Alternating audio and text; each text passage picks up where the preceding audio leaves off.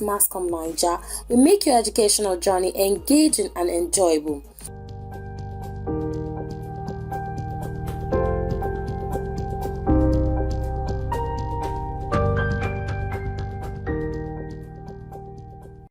How long do we have to endure the frustration of poor reception and lack of quality program in our broadcast media?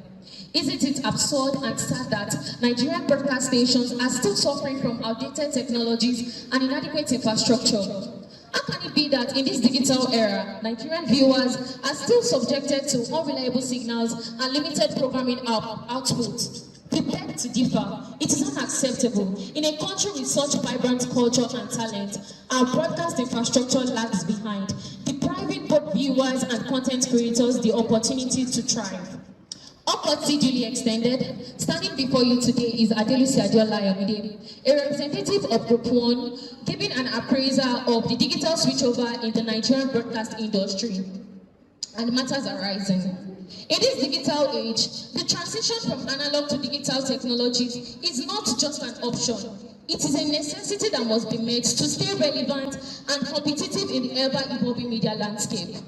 Giving a premise, the Nigerian broadcast sector is gradually transitioning from analog to digital technologies, marking as a significant milestone in what reshapes radio and television transmission on a global scale. It all began back in June 2006, when representatives from the 104 countries convened in Geneva, Switzerland, at the International Telecommunications Union (ITU) convention, signing a landmark project that propelled broadcasting into a new era. Now, this agreement mandated the transmission of television broadcast from analog to digital, with a clear time frame of 9 years. The switchover was set to commence June 17, 2006, culminating in a deadline of June 17, 2015. Now, while this timeline primarily focuses on TV digitization, the fate of radio remained undecided, granting African countries, including Nigeria, until 2020 to complete the switchover. Since the inception of the agreement, many countries, including the United States of America and various European countries, have successfully completed the transition to digital broadcasting.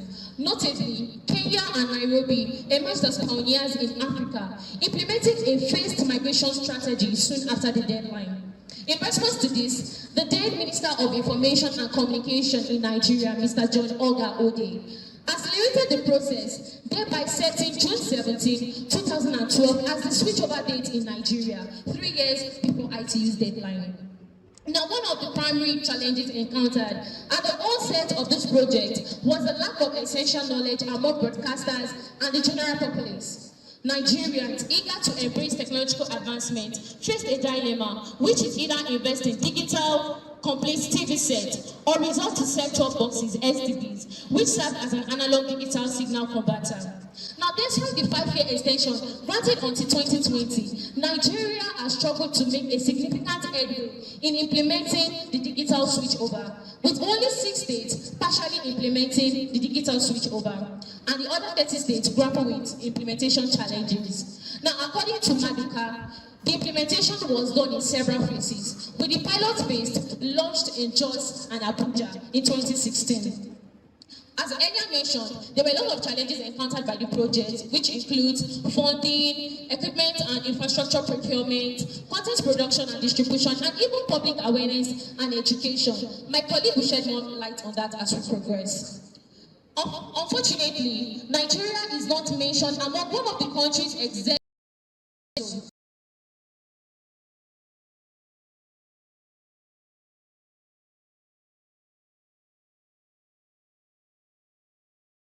Unfortunately, our broadcast infrastructure lags behind when compared to other sub-Saharan African nations, including Mauritius, Tanzania, Kenya, and even Uganda, who have successfully completed the transition to digital broadcasting.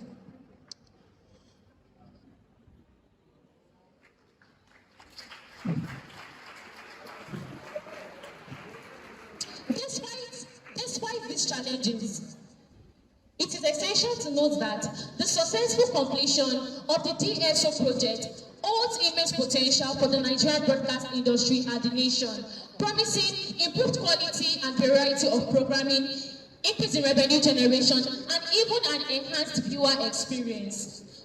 After considering the background given, you might find yourself wondering, what then is Nigeria's current status in the digital switchover?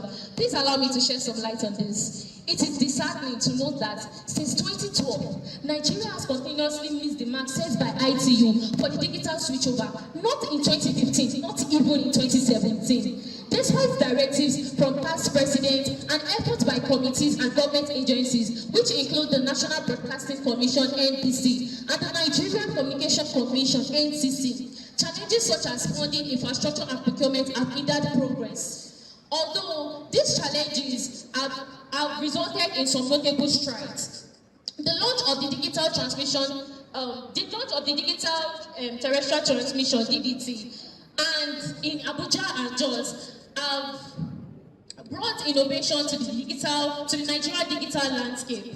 With the government intervention and funding of $10 billion to NBC in September 2016, the project gradually expanded to other states, introducing free TV set-top boxes as well as broadening access to the digital broadcasting. Furthermore, the emergence of cable and digital satellite services such as ITV, MultiChoice, which include GoTV and DSTV, as well as StarTimes, has intensified effort towards full digitization. Additionally, the launch of the TSTV, a Nigerian cable TV launched on the 1st of October 2017, has also brought further innovation to the digital landscape, with pay-per-view option and internet data integration. Now, the federal government of Nigeria, in support of this initiative, announced a 3 years free tax bonus to the organization to enable them to find their feet and meet established competitors. You will all agree with me that even after these challenges, there have been notable strides in the Nigeria broadcast landscape, with private-owned stations such as Brilla 89.9 FM and Cool FM, as well as the government-owned Radio Nigeria in Ibadan and Echo FM, being the first four stations to embrace digital broadcasting. Thank you.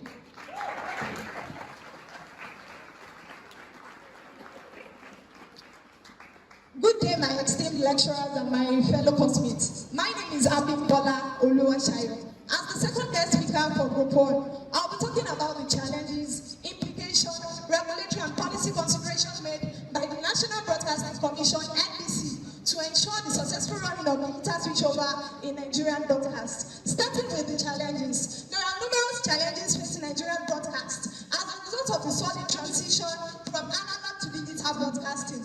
They include 1. Funding. The transition from analog to digital broadcasting requires broadcast stations to purchase expensive broadcast equipment, that is those digital equipments, and in getting them, they need funds, in which most of them lack. Also, the government failed to financially assist these broadcast stations. As a result, hinders the successful running of digital switchover in Nigerian broadcast. Moving on to my next point, which is the inadequate power supply.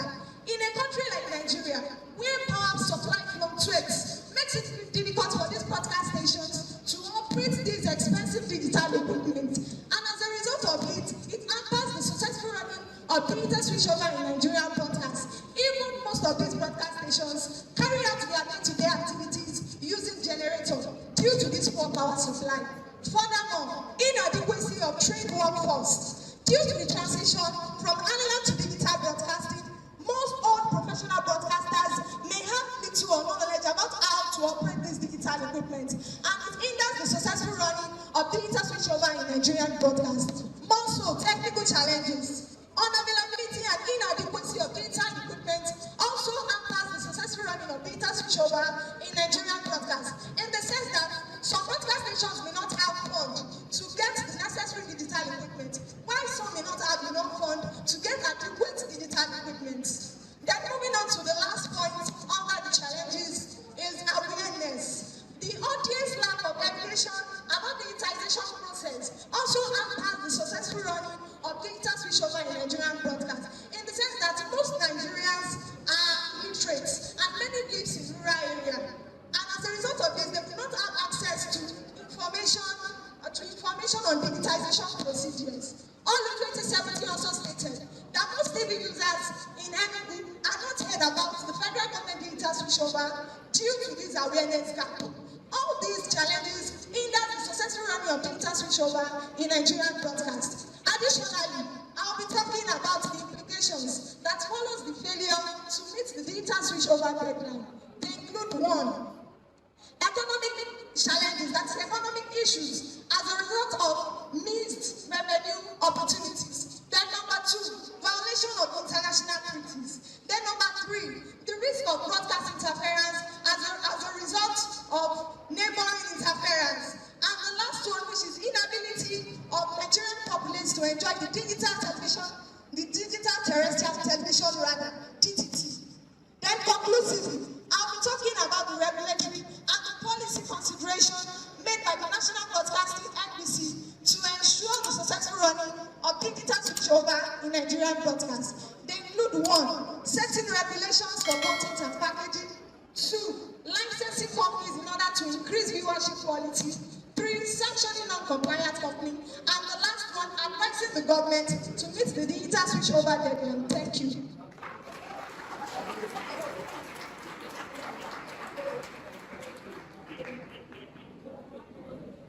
Okay. Now, despite the extraordinary efforts made by the government and the federal government and the state government to implement this analog switch over to digitalization, there is still a lot that needs to be done. Now, my name is Abimbola, and I'll be talking about the recommendations and the solutions to these challenges that we face from the DSO. Now, number one thing basically that we face is funding. Now, the government should be able to give should be able to sacrifice financially to our DSO, which is moving from analog to digitalization. We all know that doing this, we need money for it. It costs a lot, basically it is costly. Now, the government should be able to squeeze in money for this event or for this activity. Now, number two, talking about electricity. Now, we know that we cannot move from analog to digitalization without electricity. That is the main purpose of digitalization, basically. So now, the government needs to look for a long-term solution that will fix the problem of electricity in our country. That is a major problem. Now, fixing electricity will move to our infrastructures. We cannot move from analog to digital. We cannot have a DSO switchover without having good infrastructures that will cohabit this infrastructure, that will cohabit this equipment. Another thing is that our government needs to train personnel, train people with skills that are able to handle this digital equipment, handle broadcasting, handle the equipment properly, that are able to take care of it and know the good use of it. Now, the government also needs to create awareness campaign. Now, the purpose of the awareness campaign is to show people or let them know the benefits of this analog switchover to digitalization, basically. Now, if people don't know about this, they will know the benefits and know what they need to do or why they are doing it. They need to know why they are paying money for it. Now, we know that techniques are used for road building and electricity and other things. Now, our techniques can also be used for the effort of this. It can also be used for the DSO switchover. Now, another thing we need to also understand is that the government also needs to implement policies. Now, policies like what? We cannot have a building that's about to collapse and then have expensive equipment that are good for the use of the country, good for the use of the broadcast station, and then we're having it in a building that is not in a stable manner. Now, government are going to put policies like ensuring that before somebody can build a broadcast station, before any broadcast station can come up, it needs to fulfill these policies and fulfill these regulations. These are need to be placed in order. Thank you.